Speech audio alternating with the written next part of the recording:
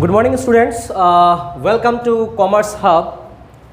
We are discussing about the partnership account fundamental, and we are in part 4. Before going to the topic specimen of profit and loss appropriation account, first we have to know what type of account is PL appropriation. PL appropriation बेटा किस तरह का account है? PL appropriation एक nominal account है. याद रखना, exam में इस तरह का शॉर्ट क्वेश्चन आता है कि भैया बताइए पीएल अप्रोप्रिएशन किस तरह का अकाउंट है, तो बोलना sir PL appropriation nominal account है. पीएल अप्रोप्रिएशन अकाउंट को जानने के पहले हम इसका जर्नी को जानेंगे. जर्नी देखिए यहाँ से शुरू होता है. लुक हियर, सबसे पहले ये है सोल प्रोप्राइटर, अकेला बिजनेस कर रहा था. Sole proprietor, SP, sole proprietor.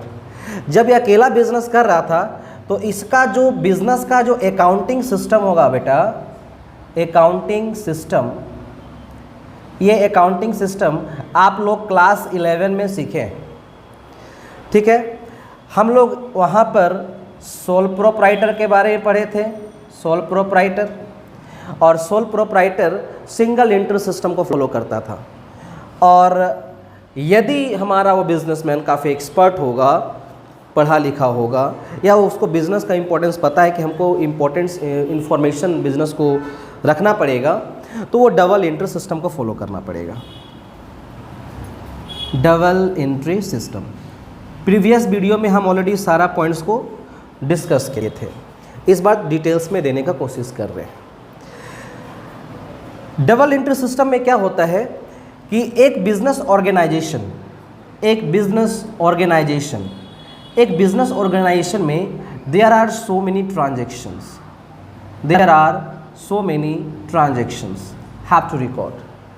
ये सारे ट्रांजेक्शंस को हम लोग ना सिस्टम वाइज तरीका से, that is the called chronologically order, we have to record in a journal के बाद हम लोग बनाते थे लेजर के बाद हम लोग बनाते थे ट्रायल बैलेंस बनने के बाद हम लोग फाइनल अकाउंट बनाया करते थे. इसके बाद काफ़ी सारा और भी हम लोग account, subsidiary book, purchase book, sales book, bills receivable books करते थे, डेप्रिसिएशन अकाउंट बनाते थे. काफ़ी सारा अकाउंटिंग सिस्टम हम लोग अकाउंट में हम लोग ट्रेडिंग अकाउंट और प्रॉफिट एंड लॉस अकाउंट बनाया करते थे. ट्रेडिंग अकाउंट में हम लोग रिकॉर्ड करते थे डायरेक्ट एक्सपेंसेस, और प्रॉफिट एंड लॉस अकाउंट में रिकॉर्ड करते थे indirect expenses. Profit and loss account से अपने को दो चीज़ मिलता था, इधर नेट प्रॉफिट और नेट लॉस. अब हम लोग पार्टनरशिप फॉर्म में चले आए.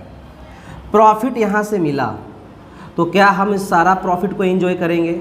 नहीं सर, गलत हो जाएगा. यदि हम इस सारा प्रॉफिट को एंजॉय करेंगे तो ये हमारा फर्म के लिए रिस्क हो जाएगा, क्योंकि एक अच्छा एंटरप्रेन्योर, एक अच्छा बिजनेसमैन, एक सक्सेसफुल बिजनेसमैन उसी को बोला जाता है जो जानता है कि फ्यूचर में कुछ भी घटना घट सकता है. ऐसे events that we know and that's we don't know. कुछ घटना जिसको हम जानते हैं, कुछ घटना जिसको हम नहीं जानते. Then we have to maintain various reserves and provisions.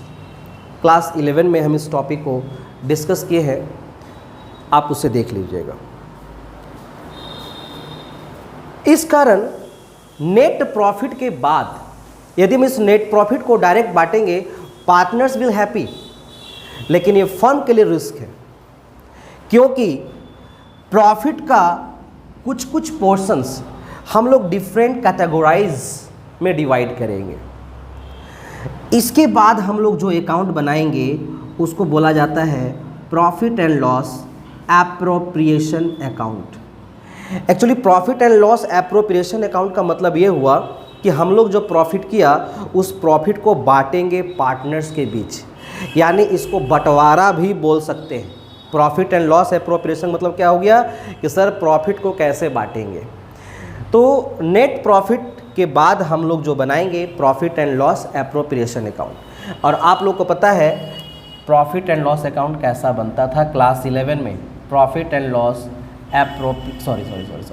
Profit and loss account, debit credit. यहाँ लिखते थे बाय ग्रॉस प्रॉफिट और यहाँ पर लिखते थे टू इनडायरेक्ट एक्सपेंसेस। बहुत सारा आइटम हुआ करता था, यहाँ पर कुछ इनकम आया करता था, इसको जोड़ने के बाद यहाँ हम लोग इसको माइनस करते थे, जो आया था ये टू नेट प्रॉफिट हो गया बॉस। लेकिन जब हम लोग पार्टनरशिप फर्म में जाएंगे तो पार्टनर्स के बीच काफ़ी डिस्प्यूट हो सकता है रिगार्डिंग सैलरी को लेकर, इंटरेस्ट ऑन कैपिटल को लेकर, कमीशन को लेकर, इंटरेस्ट ऑन ड्राइंग को लेकर, इंटरेस्ट ऑन लोन को लेकर। ये सारा चीज़ से बचने के लिए हम लोग पीएल एप्रोप्रिएशन अकाउंट बनाएंगे, जिससे हम पार्टनर्स को दिखा सके कि भैया आपका इतना डिविजिबल प्रॉफिट खड़ा हो रहा है। तो ये हमारा नेट प्रॉफिट चला जाएगा। देखिए now you can see here that is the profit and loss appropriation account for the year ended. आपका क्वेश्चन में जो भी आपका ईयर एंडेड रहेगा आप इस जगह मेंशन कर सकते हैं। Profit and loss appropriation account का दो साइड, डेबिट एंड क्रेडिट। ये प्रॉफिट एंड लॉस अकाउंट से आया है, तो pure of profit and loss appropriation account का क्रेडिट साइड में हो गया प्रॉफिट एंड लॉस। इधर हम लोग इंटरेस्ट ऑन ड्राइंग दिखा देते हैं, इंटरेस्ट ऑन ड्राइंग इस तरफ लिखना है ऐड कर। डेबिट साइड में आपका interest on capital, interest on capital में आपका 2 पार्टनर है या 3 पार्टनर रहेगा, ए और बी दिखाइए। इसके बाद partner salary, partners commission, reserve. ये सारा if credit side is greater than, मैं यहाँ लिखता हूँ if credit side is greater than debit side that's the profit. और यदि ये उल्टा हो जाए if credit side less than debit side, ठीक है, तो ये हमारा लॉस हो जाएगा। प्रॉफिट को हम यहाँ पार्टनर्स में बांट देंगे। लेकिन जब पार्टनर्स में बांटने का जब बात आएगा बेटा, तो वहाँ 2 तरह का पार्टनर्स कैपिटल होता है, एक फिक्स्ड और दूसरा फ्लक्चुएटिंग। फिक्स्ड कैपिटल रहेगा तो हम लोग सिंपल लिखेंगे फिक्स्ड वाला में करेंट अकाउंट, और सिंपल यदि कैपिटल लिखा हुआ रहेगा तो उसको हम लोग पार्टनर्स कैपिटल अकाउंट का नाम देंगे। देखिए यहाँ पर मैंने दिखाया है करेंट अकाउंट का भी नाम दिखाया है, और ये हमारा पार्टनर्स कैपिटल अकाउंट का ही बारे में दिखाया है। तो इसको हम बताएंगे आप लोग को जब हम पार्टनर्स कैपिटल अकाउंट में जाएंगे, जहाँ फिक्स एंड फ्लक्चुएशन मेथड होता है, उस जगह पर इस टॉपिक को समझ में आएगा। तो बच्चों ये था हमारा profit and loss appropriation account. Now you can count how many items contain here, 1 2 3 4 5। हम लोग यहाँ से जर्नल एंट्री भी कर सकते हैं। लाइक इसका एंट्री करना होगा तो profit and loss appropriation account debit to interest on capital, same as this same as this same as this. ठीक है, तो पीएल एप्रोप्रिएशन अकाउंट का आज टॉपिक हमने समझाने की कोशिश किया। आशा करते हैं आप लोगों को समझ में आया होगा। आप लोग एक बात समझ लीजिए, पीएल एप्रोप्रिएशन अकाउंट बनने के पहले हमारा ये सोल प्रोप्राइटर था। ये सोल प्रोप्राइटर जो बिज़नेस शुरू किया, क्लास 11 में हम लोगों ने इस टॉपिक को पढ़ा था। इस टॉपिक से हम लोग ऐसा अकाउंट बनाते थे, एक बिज़नेस ऑर्गेनाइजेशन ये अकाउंट मेंशन करता था, transactions, journal, ledger, trial balance, final account. अब फाइनल अकाउंट में हमारा 2 होता था, ट्रेडिंग, पीएल में हम लोग इनडायरेक्ट एक्सपेंसेस को शो करते थे। अपने को या तो नेट प्रॉफिट मिलता था या नेट लॉस मिलता था। नेट प्रॉफिट आने के बाद उसे हम लोग पीएल एप्रोप्रिएशन, इसके बाद पीएल एप्रोप्रिएशन अकाउंट बनाता था, क्योंकि यदि पार्टनर्स यहीं पर प्रॉफिट करता और प्रॉफिट का पैसा यहीं बांट लेता, तो आने वाला समय में यदि कुछ घटना घटता हमारे बिजनेस के साथ, तो हम पैसा कहाँ से लाते। At that time we have to touch our capital, and when a entrepreneur, when a businessman, if he touch the capital, that's means उसका बिजनेस डाउनवर्ड जाएगा।